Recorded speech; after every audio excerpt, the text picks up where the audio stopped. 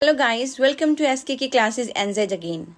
So today I have brought over a very special topic for you, that is Epistaxis. So today we will discuss about Epistaxis, that is what is Epistaxis and what are its signs, symptoms and what type of treatment that should be provided to the patient or the person if he or she is suffering from epistaxis. What is Epistaxis? I think you people are very much familiar about this term because epistaxis means bleeding from the nose, and it happens or it occur spontaneously, suddenly. Okay, because sometime what happened, the bleeding started from the nose, whether it is in children, whether it is in adult, in males or in females, suddenly without any reason means. And it happens mostly, especially in the summer season, that sometimes people are coming from their work and suddenly nose bleeding started. Okay, so that in medical term we called it epistaxis. Now let's discuss about the epistaxis. So epistaxis, that is nosebleed, that is one of the most common ear, nose and throat emergencies, and that present to the emergency room or the primary care. Okay, and there are two types of nosebleeds are there. One is anterior nose bleeding and number two is posterior nose bleeding. But nose anterior nose bleeding means that the blood will comes out, and it mostly occur in the nose. And posterior, which is more, it is quietly less common, but if it's there, it's more likely to require medical attention. Epistaxis is just type of condition that anyone can get epistaxis. Okay, and most people will have at least one case in their lifetime. However, some people, you can say, are more likely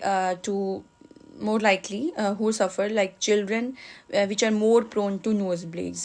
Children, especially between the ages of 2 and 10. Okay, so those children are more prone to nosebleeds, and adult between the age of 45 and 80.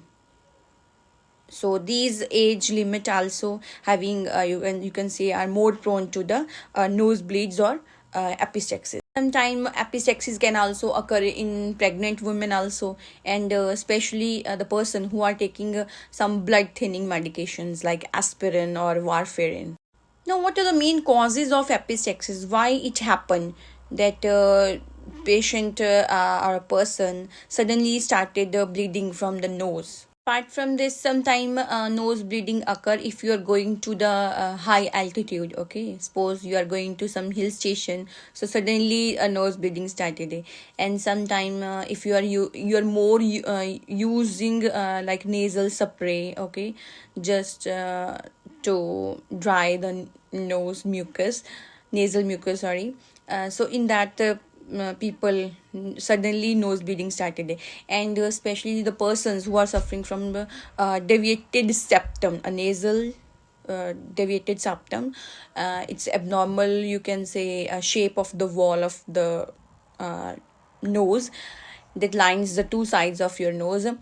So those people are very much you can say prone to the nose bleeding. Other main causes like alcohol users. Okay, if you're taking alcohol regularly, then high blood pressure, atherosclerosis, any type of facial and nasal surgery, any type of nasal tumor, any type of bleeding disorders like hemophilia or Willy-Brandt disease, and some you can say autoimmune disorders like immune thrombocytopenia and leukemia, that is blood cancer. So these are the main other causes that can lead to nasal bleeding, but mostly it occurs suddenly.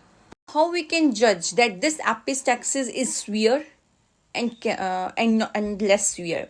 First of all, whenever you have epistaxis or nose bleeding, you have to count the length of time. Okay, means how much prolonged it occur, and how much blood gonna lost in your nosebleed, whether it's small blood loss or large blood loss, and how often you get them, means how many times you get in a day. Is the nose bleeding occur only once in a day, or the nose bleeding occurred 3 times in a day? Whenever you are approaching the doctor or a physician, they always ask you the question that is the nose bleeding was occurring from one nose or from the both nostrils. The epistaxis is quite common, and about 60% of the people will have at least one nosebleed in their lifetime. And only about 10% people, or you can say cases, are severe enough to require medical treatment. Okay, so now what you have to do if you suddenly have a nose bleeding at any place. First of all, you have to sit upright and you have to lean your body and your head slightly forward. This will keep the blood from running down through your throat, and which can cause nausea, vomiting, and diarrhea. Okay, so don't lay flat. Okay, and put your head between the legs, otherwise you will got some problem. Okay, second point, the bleeding is started from your nose, so you are totally unable to breathe, you can say, from the nose, so you have to start the breathing from the mouth. Okay, second point, the bleeding is started from your nose, so you are totally unable to breathe, you can say, from the nose, so you have to start the breathing from the mouth. And you can use any tissue, any damp wash cloth to catch the blood. Okay, and the most important thing, that is, you have to use your thumb and your index finger to pinch together the soft part of your nose. Okay, and make sure whenever you're pinching the soft part of the nose against the hard bony ridge that forms the bridge of your nose, you have to squeeze at or above the bony part of your nose. Don't nose and won't put pressure where it can help to stop the bleeding. Okay, you have to keep pinching your nose continuously at least for 5 minutes before checking if the bleeding has stopped. Okay, and if your nose is still bleeding, you have to continue squeezing your nose for another 10 minutes. And apart from this, you can apply some ice packs if it's available in the place. And if you had you are having a history of nose bleeding or epistaxis, so and doctor sometimes doctors prescribed the person oxymetazoline sprays or neosynephrine spray, so you can use that sprays to that nostril from the blood from where the bleeding is occurring. And whenever the bleeding stopped from the nose, okay, so after that you are not allowed to do the heavy lifting and don't do any heavy work, and even though don't rub or blow your nose for some days from okay, because otherwise it will again, you can say, trigger the nose bleeding. And if you are having one episode of epistaxis or nose bleeding in 1 week, and or you can say one episode of epistaxis in 1 month, so no need to go to or you can say go to the doctor.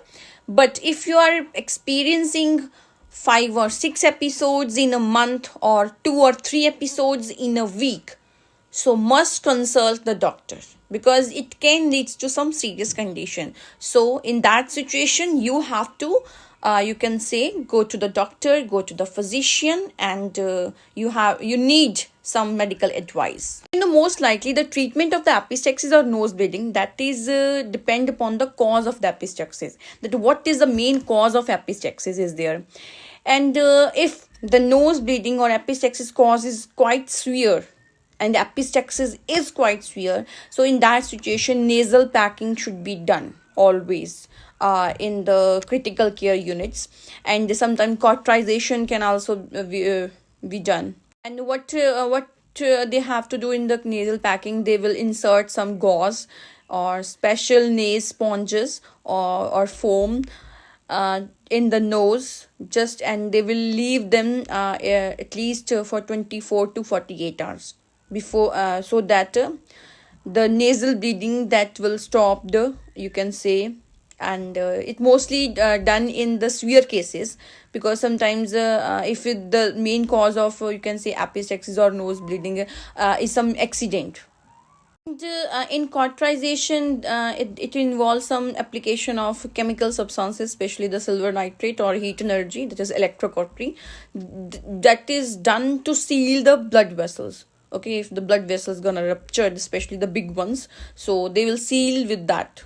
And sometimes the healthcare providers, or you can say the doctors, will spray a local anesthetic in your nostrils first to numb the nose before doing this cauterization. If the main cause of the epistaxis or nose bleeding is the, you can say, any foreign particle, so doctors will always try their best to remove the foreign body particle, so that they will stop the bleeding. And if the nose bleeding is occurring due to some abnormal deviated nasal septum, or you can say due to some accidental injury, so in that situation surgery can be indicated in severe cases. This is all about epistaxis or nose bleeding. I think now it's very much clear to all of you that why it occur, and what are the main causes behind it, and what type of treatment that you can do at your own level, and in which condition you have to approach the doctor or a physician if you are having a severe, you can say, nose bleeding. So this is all about epistaxis, and till then, thank you for watching SKK Classes NZ, and don't forget to subscribe my channel. Thank you.